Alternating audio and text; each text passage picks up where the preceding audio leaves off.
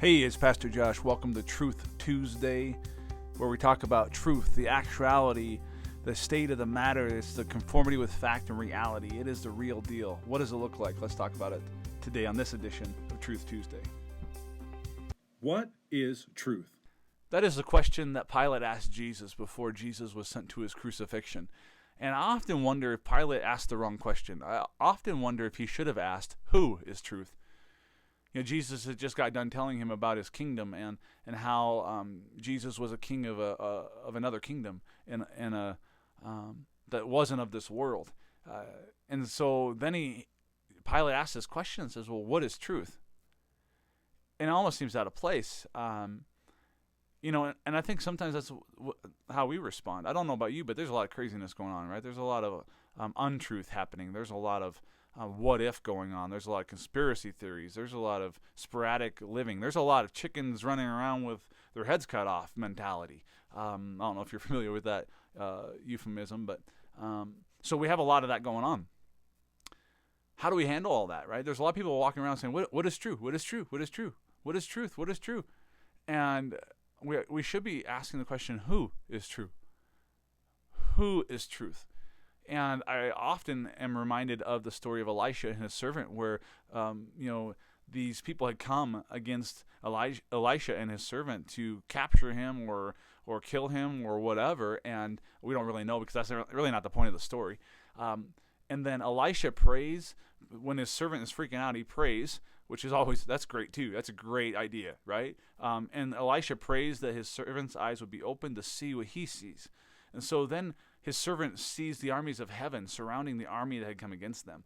And that's the way it is. Like, we know the end of the story, right? We know that the army of heaven is fighting our battles, right? We know that God is doing that. We know that he's surrounding us with his presence. We know that nothing takes him by surprise. We know all these things, and I'm sure you've heard people talk about that in this situation. But what Elisha was doing was helping to remind his servant of what truth is, right? Truth is the reality. Listen to the definition from dictionary.com. It says that truth is the actual state of a matter, is conformity with fact or reality, is verified. It's the real deal. So what is the real deal in our situation? What is the real deal in our life right now? One thing seems true, but really holding up to truth, it doesn't seem that true at all. It's really the metric that we use to define everything else. What we're looking at, what we identify as truth, really frames what we trust in, right? Because truth leads to trust. When we understand truth, we begin to trust in that truth.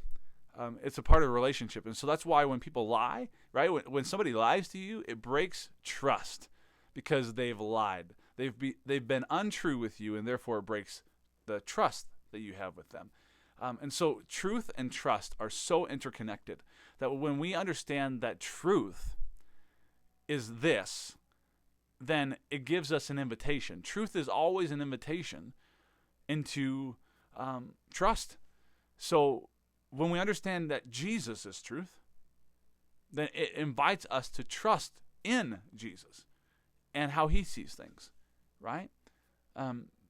It's funny, we're a culture of following, but not really. It's like the following, like on Twitter or even on Facebook now, you can follow people. But we really know that that's not necessarily what that really means, right? I mean, it doesn't really mean like follow him like we follow Jesus. It's actually pretty superficial, the Twitter and Facebook and whatnot, the followings that we have with people. However, we do find a lot of times that people will begin to follow a preacher or a leader or whatever, and then when that leader fails, they feel like he's lied to them, and therefore they lost trust with them and many times the message that they preach.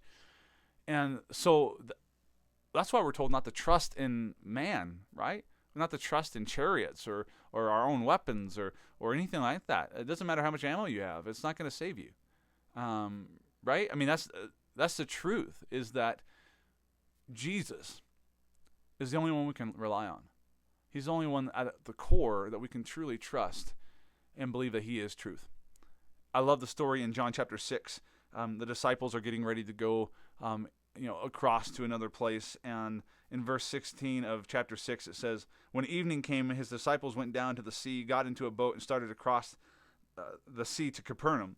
Darkness had already set in. Don't you feel that way right now? Like, don't you feel like with all this stuff going on, the darkness has already set in? And then listen to what else it says. It says, but Jesus had not yet come to them. They felt alone. Like, where's Jesus? Like, he wasn't in the boat with them at this point.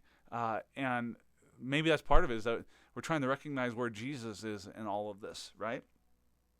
It goes on, it says, and a wind arose, and the sea began to churn. Man, it's getting turned up. It's getting amped up, this whole situation.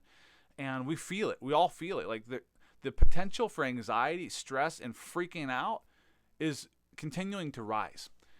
So what do we do when that happens? Right? The disciples were afraid. It even says that when Jesus was walking on the sea, he was coming near the boat, and they were afraid. So they were freaking out. And it says, but he said to them, it is I, don't be afraid. See, truth leads us when we understand who is Jesus, right? Who is this person? Who is truth? When we understand that, it invites us to trust. Truth invites us to trust. And it says, so don't be afraid. Then they were willing to take him on board, and at once the boat was at the shore where they were heading. We're going to make it through this. And I think really when Jesus, when we invite him in, like when we invite truth in, it changes the landscape. It changes the whole thing. It changes the storm. It changes the wind. It changes the seas churning. It changes the darkness setting in. Like, none of that matters. That's not even the point of the story. The point is that Jesus was the answer.